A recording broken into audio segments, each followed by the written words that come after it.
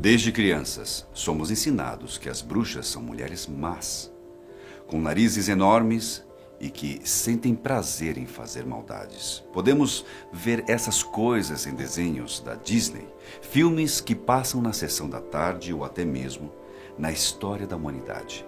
Sempre houve uma batalha entre pessoas que eram acusadas de bruxaria e a igreja. Antigamente, principalmente na época da Inquisição, mulheres consideradas bruxas eram perseguidas e mortas. Isso também aconteceu aqui no Brasil. E no vídeo de hoje, eu irei mostrar para vocês os casos de mulheres que morreram acusadas de bruxaria. Eu sou Uriel Martínez. Seja bem-vindo ao canal Fatos Desconhecidos.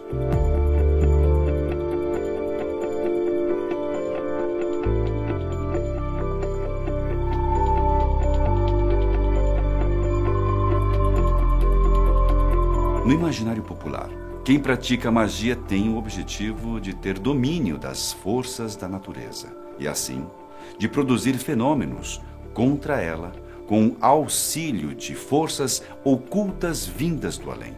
Algo que envolve muita superstição. Antigamente, a bruxaria era coisa do demônio. Feiticeiras faziam sexo e pactos com o diabo para conseguirem ter o que queriam. Bom, você pode discordar disso, mas é esse o pensamento que muitas pessoas tinham no passado. Esse pensamento trazia muitos problemas sociais, morais e religiosos.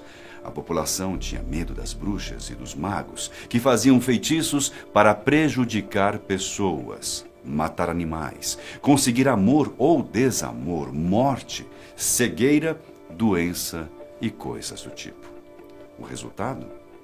As pessoas que estavam supostamente ligadas à bruxaria eram queimadas vivas.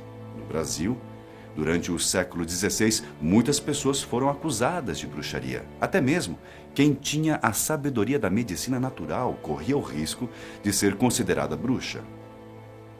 Mas então, que tal começar a falar das mulheres que foram mortas por serem consideradas bruxas no Brasil? A primeira vítima que vou citar hoje se chamava Mima Rinaldi. Mima Rinaldi foi uma suposta bruxa franco-brasileira, sendo a vítima mais conhecida no Brasil no período da caça às bruxas. A francesa, que tinha vindo para o Brasil, morava em São Paulo. Mima era uma mulher muito bela e cobiçada pelos homens. Porém, ela era casada com René Renard. Os homens da cidade achavam Mima uma mulher maravilhosa e resolveram que precisavam dar um jeito no seu marido para que ela pudesse ficar livre. Segundo contam as histórias, René Renard foi morto e Mima se tornou uma viúva de situação financeira difícil. Nessa época, não era aceitável uma mulher se casar duas vezes. Além disso, não havia muitas maneiras de uma mulher conseguir se sustentar trabalhando, a não ser que fosse em um prostíbulo, e foi exatamente isso que Mima Rinaldi foi fazer. Ela estava desamparada e precisava de dinheiro para sobreviver. Depois de ir morar em um prostíbulo, os homens que tinham planejado o assassinato do marido de Mima ficaram muito felizes, até porque tinham conseguido o que eles tanto queriam. O fato de Mima ter ido para um prostíbulo pode até ter agradado os homens, mas suas esposas não gostaram nada dessa ideia. A presença de Mima incomodava as outras esposas e elas não aceitavam que uma prostituta tão bela chamasse a atenção de seus maridos. Foi então que começaram as perseguições. Muitas pessoas começaram a acusar Mima de bruxaria e de estar enfeitiçando os homens da cidade. Seus feitiços deixavam os homens completamente apaixonados e fascinados por tanta beleza. Nesse tempo, a igreja tinha um grande poder no Brasil e seguia as leis portuguesas. Diante dessas acusações, Mima Rinaldi foi julgada e considerada uma bruxa. Com isso, sua sentença foi ser executada em praça pública. Ela foi queimada viva em uma fogueira na cidade de São Paulo, em 1692. Outra mulher que foi considerada bruxa no Brasil se chamava Maria da Conceição, também moradora da cidade de São Paulo. Maria da Conceição foi outra vítima do movimento da caça às bruxas, mas desta vez no ano de 1798. Lembra quando eu citei que as mulheres que tinham o conhecimento da medicina natural eram consideradas bruxas? Pois é, esse foi o caso de Maria da Conceição. Ela sabia muito bem como utilizar ervas medicinais. Sua fama na cidade era de que ela conseguia curar enfermos usando plantas, algo normal nos dias de hoje. Contudo, nessa época, essa era considerada uma prática sobrenatural. A partir das plantas, ela conseguia preparar medicamentos que curavam pessoas doentes, sendo um ótimo recurso para a época, já que as pessoas tinham pouco conhecimento sobre a medicina. Porém, um padre da região chamado Luís não via as práticas de Maria da Conceição com bons olhos, até porque nesse tempo tudo que não podia ser explicado pela igreja era algo suspeito. O padre Luís criticava o uso da medicina natural de Maria da Conceição e um dia depois de terem um desentendimento, o padre resolveu fazer algumas acusações contra esta mulher. O que era um pequeno desentendimento se tornou um grande alvoroço. O padre resolveu denunciar Maria da Conceição por bruxaria e heresia. E mais uma vez, seguindo as leis de Portugal, Maria da Conceição foi julgada pela justiça. A lei portuguesa, como eu já citei anteriormente, era contra a feitiçaria e isso foi usado contra a suposta bruxa no seu julgamento. Maria da Conceição foi julgada e condenada à morte na fogueira. Viram como a ignorância pode levar as pessoas a cometerem atos de crueldade? Mas se acalmem, que eu estou apenas começando. Esses são alguns dos casos de pessoas que foram executadas por supostamente serem bruxas. Agora eu vou contar o caso de 3 mulheres que foram acusadas de feitiçaria no mesmo ano. Ursulina de Jesus. Era uma brasileira que morava na cidade de São Paulo no ano de 1754. Sua história é um pouco diferente das outras. Um pouco mais trágica, na minha opinião. Ursulina era casada com um homem chamado Sebastiano de Jesus. Os dois passaram um bom tempo juntos, mas pelo fato do casal não conseguir ter filhos, Sebastiano começou a pensar que isso poderia ser algum tipo de bruxaria vinda da parte de sua esposa.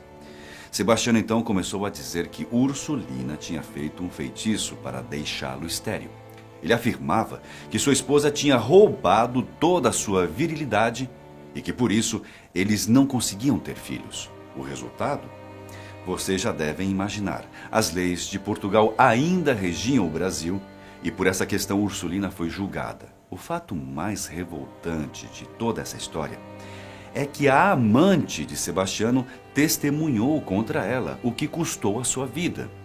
Ela foi condenada à execução em praça pública. Ursulina foi mais uma mulher queimada viva na fogueira. Depois de sua morte, Sebastiano de Jesus se casou com a sua amante e formou uma nova família. Porém, não existem informações se ele conseguiu ou não ter filhos. Você também ficou revoltado?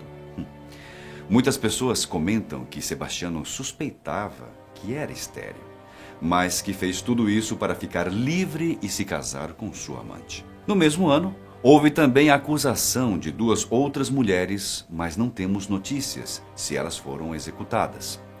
Nesse caso, a Justiça Eclesiástica, na cidade de Jundiaí, interior de São Paulo, recebeu uma denúncia contra 2 mulheres, Teresa Leite e Escolástica Pinta da Silva, mãe e filha. Supostamente tinham feito um pacto com um demônio e assassinado o marido de Escolástica, Manuel Garcia, por meio de bruxarias. Essa história surgiu recentemente em um trabalho da pesquisadora e filóloga Narayan Porto, em sua pesquisa de mestrado Feitiçaria Paulista, transição de processo-crime da justiça eclesiástica na América Portuguesa do século XVIII. Tal pesquisa foi apresentada na Faculdade de Filosofia, Letras e Ciências Humanas da USP. E foi feita a partir de análises de manuscritos originais encontrados na Cúria Metropolitana de São Paulo. Os manuscritos versam sobre um processo de crimes envolvendo as 2 mulheres. Infelizmente, não se sabe o destino dessas 2 acusadas, mas provavelmente elas foram parar na fogueira. E para finalizar o nosso vídeo de hoje, vamos a um caso muito recente que nos faz pensar o quanto uma notícia falsa pode custar a vida de uma pessoa. Fabiane Maria de Jesus. era uma dona de casa de 33 anos que foi morta no dia 5 de maio de 2014. Só que no seu caso não houve envolvimento de Portugal e nem da igreja. Fabiane simplesmente foi espancada até a morte por moradores de Guarujá, no estado de São Paulo. Surgiu um boato na internet com um retrato falado que rapidamente se espalhou pelas redes sociais. O boato dizia que uma mulher estava sequestrando crianças para realizar rituais de magia negra. Junto ao boato estava um retrato falado de uma mulher que se parecia muito com Fabiane, porém, tudo não passava de fake news. O retrato falado desta mulher tinha sido feito por agentes da Polícia Civil do Rio de Janeiro por conta de um crime que havia acontecido há 2 anos antes do assassinato de Fabiane. Foi então que no dia 3 de maio de 2014, Fabiane ofereceu uma fruta para uma criança que estava na rua. A mãe da criança viu a cena e confundiu Fabiane com a mulher do retrato falado, que circulava pela internet. E isso gerou um processo de fúria entre os moradores da região.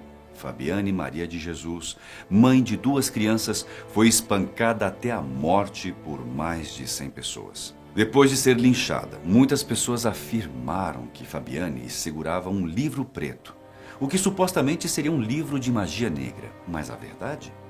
Fabiane segurava nada mais que uma Bíblia da capa preta, que nada tinha a ver com magia negra.